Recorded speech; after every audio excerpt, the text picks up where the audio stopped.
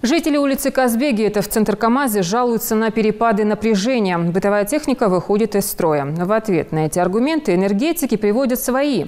Во-первых, из почти сотни абонентов платят только двое. Во-вторых, невооруженным взглядом видны незаконные подключения, из-за чего подстанции просто не в силах выдержать нагрузки.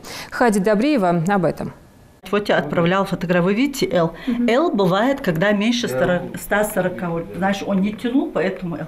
Теперь смотрите второй. Вы видите 141, выход 247. Смотрите, вход 141. И поэтому сегодня прислали комиссию.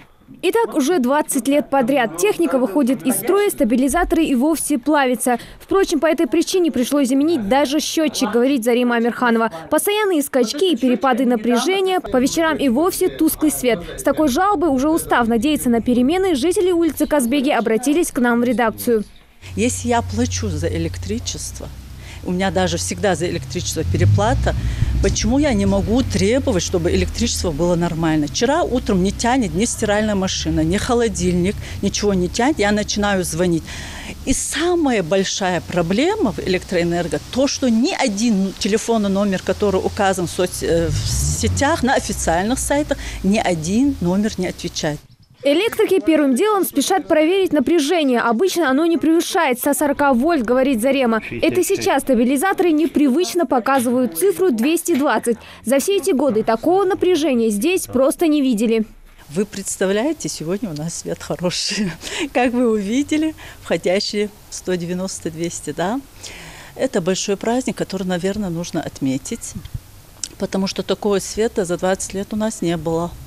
За свет Амирхановы платят вовремя, долги не копят, в отличие от своих соседей. Из более 90 потребителей по всей улице фактически платят только 2 семьи, в числе которых и Амирхановы. У большинства задолженность доходит до 50 тысяч. 970 с лишним тысяч рублей. Такова задолженность за потребленный энергоресурс одной улицы Казбеги. Но проблема здесь даже не в долгах, говорят энергетики, а в так называемых накидках. Левые провода тянутся, причем сразу несколько, буквально от каждого второго дома. Комиссия отмечает, мало того, что провода накидывают в обход всяких мер безопасности, так еще и сеть перегружают. Отсюда и частые скачки напряжения, и перебои с электричеством. Энергетики сразу замечают и фазоискатель, который подключен к дому Амирхановых. Это значит нарушение влечет за собой то, что дальше жители, которые живут по этой улице, у них может быть некачественная подача электроэнергии, напряжение, слабое напряжение.